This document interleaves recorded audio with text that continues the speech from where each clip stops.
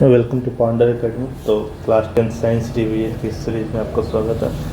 तो last video में हम लोग ने डिस्कस किया था कार्बोनेट्स कंपाउंड। तो वहाँ पे उसका पार्ट 1 में हम लोग ने डिस्कस किया था कि हाइड्रोकार्बन क्या होते हैं, कार्बन का क्या प्रॉपर्टी है, लो स्टार्ट स्ट्रक्चर हम लोग कैसे लिखते हैं। तो ये सब चीज़ें हम लोगों ने पिछले वीडियो में डिस्कस कर ली थी। अब हाइड्रोकार्बन लिखने का जो सूत्र, उसका फॉर्मूला लिखने का दो तरीका था, एक था मॉलिक्यूलर फॉर्मूला और एक स्ट्रक्चरल फॉर्मूला, अणुसूत्र और संरचना सूत्र। तो इसके बेसिस पर एक प्रॉपर्टी आगे निकल आती है, उसको बोलते हैं आइसोमेरिज्म। जब मॉलिक्यूलर फार्मूला सेम होता है लेकिन स्ट्रक्चरल फार्मूला डिफरेंट होता है। तो ये हमारा मॉलिक्यूलर फार्मूला था C2H6 है, उसका स्ट्रक्चरल फार्मूला जब इस तरह से एक्सपेंड करके उसको लिखते हैं तो वो हो गया उसका स्ट्रक्चरल फार्मूला। तो अब हम लोग जैसे आइसोमेरिज्म समझेंगे क्या होता है, सेम मॉलिक्यूलर फार्मूला लेकिन डिफरेंट स्ट्रक्चरल फार्मूला।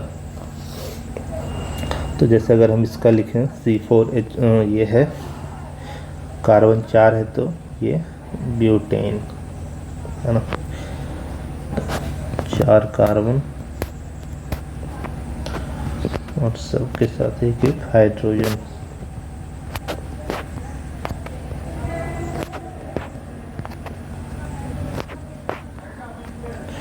तो ये ब्यूटेन का नॉर्मल फार्मूला हो गया, ठीक है। लेकिन जब अगर इसका स्ट्रक्चर को हम लोग इस तरह से चेंज कर दें, 3 कार्बन और 1 कार्बन, एक सीरीज लॉन्ग चेन में लेने की बजाय उसको एक ब्रांच निकाल दें उसका, और इसके बाद इस तरह से हाइड्रोजन इसको देते हैं, हर कार्बन को एक एक हाइड्रोजन। तो इस तरह का जो स्ट्रक्चर होता है, इस तरह का जो स्ट्रक्चर होता है उसको, जहाँ ब्रांचेज इस तरह से कार्बन की निकल जाती है, उसको उसके नाम में आगे आइसो लगा के लिखते हैं। तो ये हो गया आइसो ब्यूटेन। तो दोनों का मॉलिक्यूलर फार्मूला तो C4H10 ही है, लेकिन इसका स्ट्रक्चर ऐसा है और दूसरे का स्ट्रक्चर इस तरह का। तो इसी प्रॉपर्टी को हम लोग बोलते हैं आइसोमेरिज्म।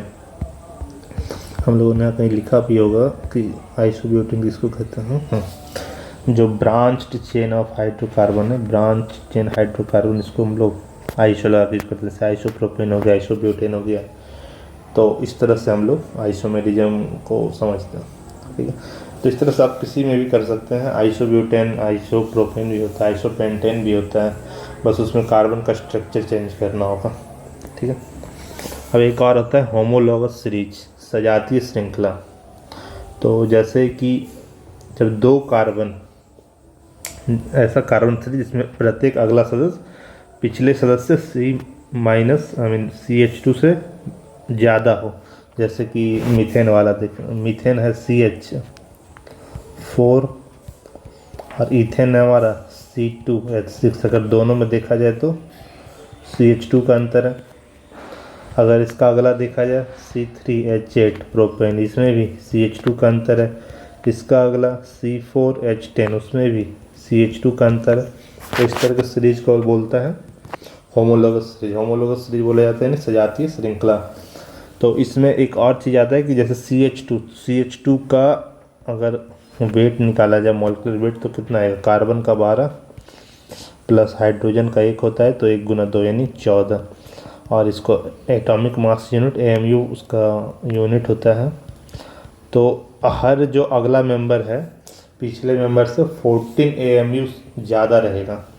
जैसे CH4 से C2H6, मीथेन से जो इथेन है 14 AMU ज़्यादा रहेगा, इथेन से प्रोपेन 14 AMU ज़्यादा रहेगा, प्रोपेन से ब्यूटेन ये भी 14 AMU ज़्यादा रहेगा। अब देखो इसका होमोलॉगस सीरीज का मतलब क्या है, इसको हम लोग इस तरह से एनालाइज करते हैं। तो जैसे जैसे कार्बन का चेन बढ़ता जाता है, कार्बन का बहुत लंबा चेन बनता है, लॉन्ग चेन बन सकता है इसका। तो उसके जो यौगिकों के, उसका जो कंपाउंड है, मतलब जैसे जैसे कार्बन का चेन बढ़ता जाएगा, नया नया तरह का कंपाउंड बनता जाएगा। तो उसका कंपाउंड का फिजिकल प्रॉपर्टी तो सेम रहता है, फिजिकल प्रॉपर्टी चेंज होते रहता है, फिजिकल प्रॉपर्टी चेंज होते रहता है, परंतु केमिकल प्रॉपर्टी हमेशा सेम रहता है। एक होमोलॉगस सीरीज के कार्बन कंपाउंड का केमिकल प्रॉपर्टी हमेशा सेम रहता है। तो ये बात ध्यान रखने वाली है। अब कार्बन यानी हाइड्रोकार्बन में दो एटम था, हाइड्रोजन और कार्बन। अब इसके अलावा तीसरा कोई भी एटम आता है तो उसको बोला जाता है हेट्रो एटम। और इन हेट्रो एटम से होता है फंक्शनल ग्रुप का निर्माण, जो कि इसका काम होता है कि कार्बन का जो रिएक्टिविटी होता है ये इसको बढ़ा देता है, इसको प्रॉपर्टी को भी चेंज कर देता है। तो कुछ जो बेसिक फंक्शनल ग्रुप है जो क्लास 10th तक में आते हैं और जिसको पढ़ना होता है 10th तक में, तो उसके नाम है और उसका कुछ फॉर्मूला जैसे हेलो, इसमें क्रोमो ब्रोमो आयोडो कुछ भी हो सकता है,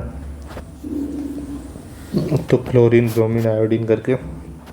एल्कोहल का OH हो गया, कीटोन इसमें इस तरह से इसका स्ट्रक्चर होता है कीटोन का, कार्बोक्सिलिक एसिड COOH, फिर डबल बॉन्ड एल्कीन वाला, ट्रिपल बॉन्ड एल्काइन वाला। तो ये कुछ फंक्शनल ग्रुप हैं जो क्लास 10 तक में पढ़ते हैं। 12th वाले में कुछ और एडिशनल है जो हम लोग वहाँ पे देखेंगे, अभी फ़िलहाल के लिए इतना ही है। अब हम लोग कार्बन के कुछ केमिकल प्रॉपर्टी में आएंगे। सबसे पहले इसका प्रॉपर्टी होता है कंबसन का, यानी ये कार्बन यौगिक हवा में जलने के बाद कार्बन का जो कंपाउंड होता है हवा में जलने का कार्बन डाइऑक्साइड देता है, वाटर देता है, हीट देता है और लाइट देता है।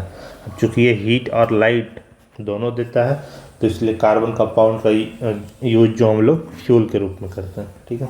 जैसे मीथेन इसका कंबसन कर रहे हैं तो ये कंबसन का CO2 दे रहा है और H2O दे रहा है, प्लस हीट प्लस लाइट, और हीट और लाइट दोनों दे रहा है तो हम लोग उसको फ्यूल के रूप में उसका यूज करते हैं। अब जो सैचुरेटेड कार्बन होता है, सैचुरेटेड वो ब्लू कलर का लॉग के साथ जलता है, और जो अनसैचुरेटेड होता है वो येलो फ्लेम के साथ जलता है, ठीक। एक और प्रॉपर्टी होता है कार्बन का ऑक्सीकरण और कार्बन कंपाउंड का ऑक्सीकरण। तो इसमें है कि अल्कोहल को ऑक्सीड करके कन्वर्ट कर जा सकता है कार्बोक्सिलिक एसिड में। तो जैसे ये भी एक कार्बन कंपाउंड है, इसका एक ऑक्सीकरण किया जाएगा दो ऑक्सीडाइजिंग एजेंट के प्रेजेंस में, KMnO4 और K2Cr2O7। तो इसके प्रेजेंस में जब ये इथेनॉल कॉमन लैंग्वेज में यही शराब होती है। तो इथेनॉल का जब कंबसन करेंगे तो हमको क्या प्राप्त हो जाएगा, इथेनोइक एसिड, कार्बोक्सिलिक एसिड। तो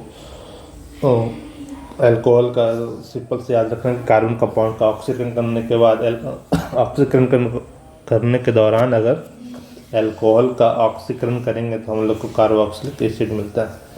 फिर साथ में हमारा एडिशन रिएक्शन भी कार्बन परफॉर्म करता है। तो उसमें कि यहाँ पे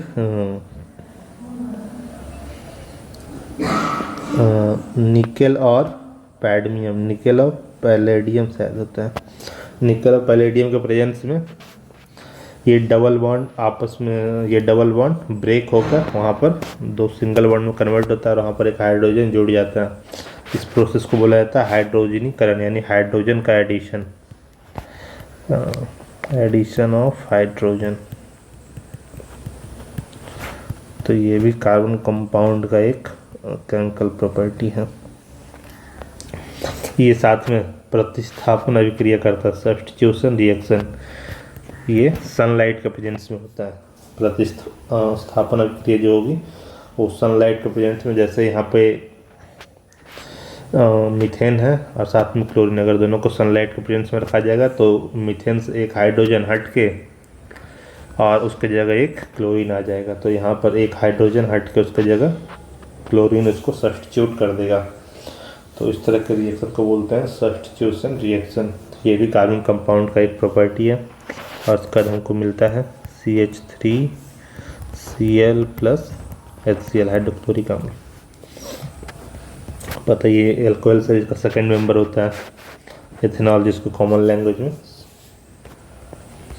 शराब भी कहा जाता है, ठीक है। उसके अलावा भी कुछ केमिकल प्रॉपर्टी है कि सोडियम के साथ कैसे रिएक्ट करता है। तो सोडियम के साथ रिएक्ट करके एक लॉन्ग चेन का सॉल्ट बनाता है। एसिड के साथ रिएक्ट कार्बन का जो एक कंपाउंड है इथेनॉल एसिड के साथ इथेनॉल प्लस इथेनोइक एसिड, यानी इस तरह समझे कि alcohol plus carboxylic acid, carboxylic acid दोनों मिलकर एक नया कंपाउंड बनाता है, उसका नाम है एस्टर, जिससे मीठी मीठी गंध आती है, उसका सुगंध होता है, मीठा होता है। तो इस प्रोसेस को बोला जाता है एस्टरिफिकेशन। जब अल्कोहल और कार्बोक्सिलिक एसिड मिलके एस्टर का निर्माण करते हैं हम, इस प्रोसेस को कहते हैं हम लोग एस्टरिफिकेशन, और साथ में इसमें हाइड्रोजन गैस रिलीज होती है। अब इसमें एक और दो कार्बन का जो इम्पोर्टेंट कंपाउंड है, सोप और डिटर्जेंट, ये सब भी कार्बोनिक कंपाउंड ही है। तो सोप क्या होता है, जो हमारा साबुन है डेली यूज का, ये सोडियम या फिर पोटेशियम का लॉन्ग चेन कार्बोक्सिलिक एसिड का सॉल्ट होता है। तो लॉन्ग सोप इज सोडियम और potassium salt of long chain of carboxylic acid, यानी इसमें 17 कार्बन है, 35 हाइड्रोजन है, और साथ में जो एक कार्बोक्सिलिक एसिड का हाइड्रोजन है उसको रिप्लेस कर दिया जाता है सोडियम आयन के साथ। तो ये हो गया हमारा सोप का फॉर्मूला, C17H35COO Na+।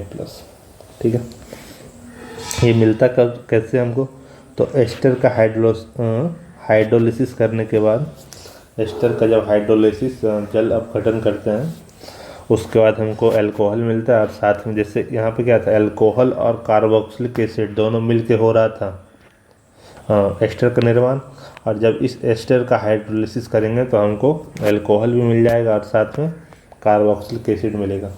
तो कार्बोक्सिलिक एसिड में होता है कि एक हाइड्रोजन को रिप्लेस कर दिया जाता है सोडियम आयन के साथ, तो एक सोडियम सॉल्ट प्राप्त हो जाता है, sodium salt of carboxylic acid, और इस प्रोसेस को कहा जाता है सैपोनिफिकेशन, यानी साबुनीकरण। साबुन का निर्माण इसी तरह से होता है।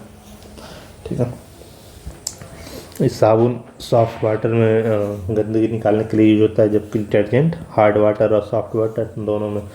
तो वो साबुन था हमारा सोडियम और potassium salt of long chain of carboxylic acid, और जो डिटर्जेंट है ये है अमोनियम और sulphonate salt of long chain of carboxylic acid.